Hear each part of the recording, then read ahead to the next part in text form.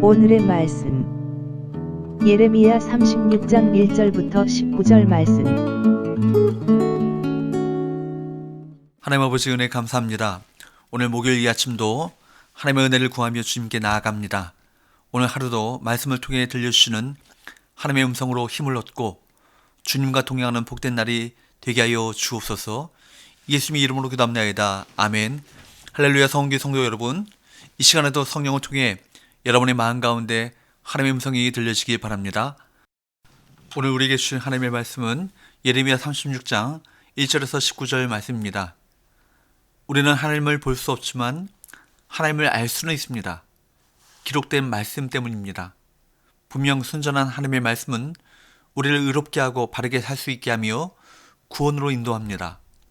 하나님을 믿는 성도에게 말씀이 얼마나 중요하고 핵심적인 것인가를 깨닫게 되길 바랍니다. 오늘 본문의 1절에 나오는 여호야김 4년은 예레미야서에서 매우 중요한 의미를 갖습니다. 그해 바벨론의 왕이 되었던 느부갓네살은 갈기미스 전투에서 예굽을 크게 이겼고 바벨론은 중동 지역의 패권을 완전히 장악했습니다. 그러자 애굽만 믿고 있었던 여호야김 왕과 그 신하들은 하나님의 성전에 나와 금식합니다.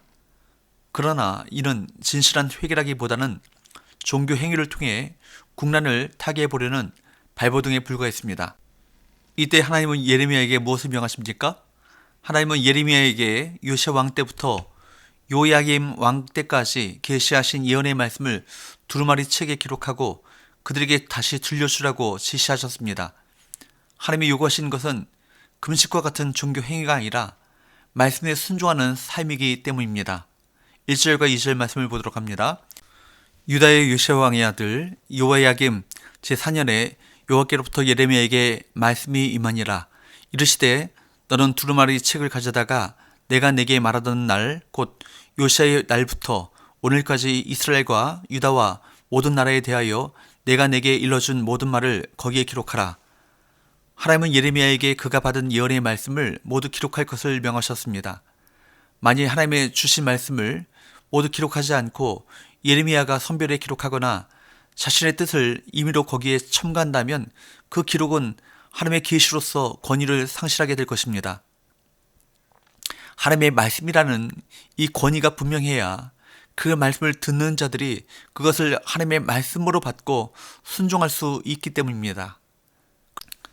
그래서 하나님이 어떤 분이시고 어떤 큰 일을 어떻게 행하셨는지를 기록해서 남기게 하십니다. 예레미야가 선포했던 말씀은 유다 백성 중 일부만이 아니라 모든 백성이 그리고 모든 세대가 다 귀담아 들어야 할 하나님의 말씀인 것입니다. 하나님은 예레미야에게 말씀을 기록해 들려주라고 명하시므로 하나님께서 기대하셨던 것은 무엇일까요? 3절 말씀입니다. 유다 가문이 내가 그들에게 내리려 한 모든 재난을 듣고 각기 악한 길에서 돌이키리니 그리하면 내가 그 악과 죄를 용서하리라 하시니라. 7절입니다. 그들이 여호와 앞에 기도를 드리며 각기 악한 길을 떠나리라. 여호와께서 이 백성에 대하여 선포하신 노여움과 분이 크니라. 하나님께서는 그동안 말씀하셨던 모든 경고를 하나님의 말씀을 기록한 두루마리를 통해 그들이 한눈에 볼 수 있다면 그들이 자신들의 죄악을 깨닫게 될 것이라고 기대하셨습니다. 사람이 회개하기 위해서 반드시 필요한 것이 있습니다. 그것은 자신이 죄인임을 깨닫는 것입니다. 그런데 그것은 하나님을 인격적으로 만날 때 혹은 말씀을 통해 자신을 직면할 때 가능합니다. 그래서 존 칼빈은 하나님의 말씀은 거울과 같다라고 말씀합니다. 우리가 하나님의 구원이 필요한, 하나님의 긍휼과 자비가 필요한, 하나님의 은혜가 필요한 죄인임을 깨닫게 해주는 거울이 바로 하나님의 말씀이라는 것입니다. 하나님의 말씀을 보면 누구도 변명할 수 없습니다. 말씀은 너무나도 명확하게 하나님과 구원과 은혜의 길이 무엇인지를 우리 모두에게 알려줍니다. 그러나 예레미야는 여호야김에 의해 감금되어 있어서 성전에 갈 수 없었습니다.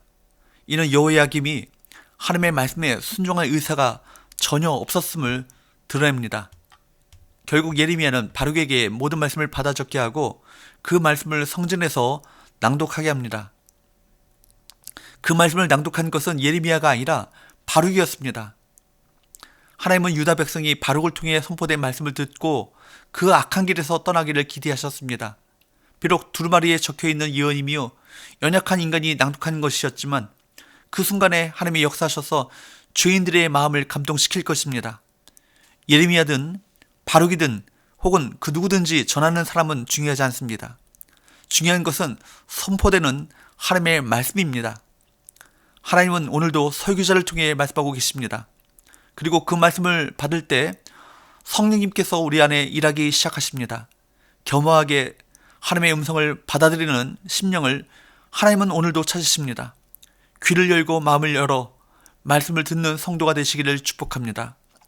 11절에서 13절 말씀을 보게 되면 바룩이 낭독하는 말씀을 들은 미가야는 서기관들에게 그 말씀에 대해 말했고 서기관과 고관들은 직접 그 말씀을 듣기 원했습니다. 그래서 14절과 15절 말씀을 보게 되면 바룩을 데려다가 다시 그 말씀을 낭독하게 합니다.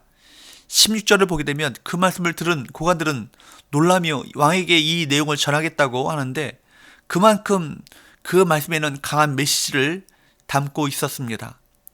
그래서 17절에서 19절 말씀을 보게 되면 그들은 바룩에게 예레미야와 함께 숨으라 그렇게 권합니다.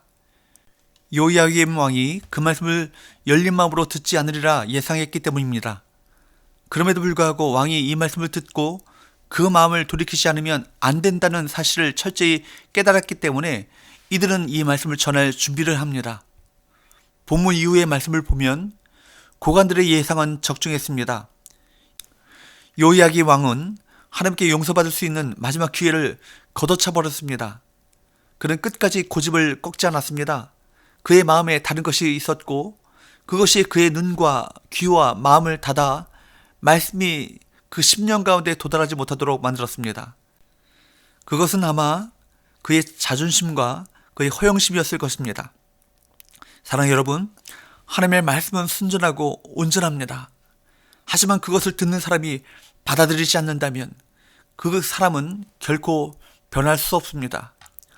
우리 안에 말씀을 막는 불순물이 무엇인지 샅샅이 살펴보십시오. 성경은 사람이 멸망하는 이유를 미련함과 우둔함으로 표현하고 있습니다. 모세 당시에 노뱀을 바라보면 산다. 그런 메시지가 선포되었음에도 불구하고 광야에서 끝까지 노뱀을 바라보지 않고 고집 가운데 죽었던 자들처럼 요야김 왕은 끝까지 악을 고집했습니다. 악을 버리지 않고 고집하면 결코 멸망을 피할 수 없습니다. 하나님의 말씀은 분명하지만 그 말씀을 거부할 만큼 우리 안의 죄악 역시 견고합니다. 그러므로 하나님의 말씀을 받기 위해 필요한 것은 부드러운 마음이고 열린 귀입니다. 성령님의 인도하심을 구하며 온전한 마음으로 말씀을 받고 그 말씀대로 살아가시는 성도들이 되시기를 주님으로 축복합니다. 기도합시다. 하나님 아버지, 하나님의 말씀 앞에 우리가 하나님의 은혜와 긍휼이 필요한 죄인임을 날마다 깨닫게 하시고 하나님의 말씀에 순종하며 은혜에 의지하여 삶을 살아가게 하여 주옵소서. 예수님의 이름으로 기도합니다. 아멘.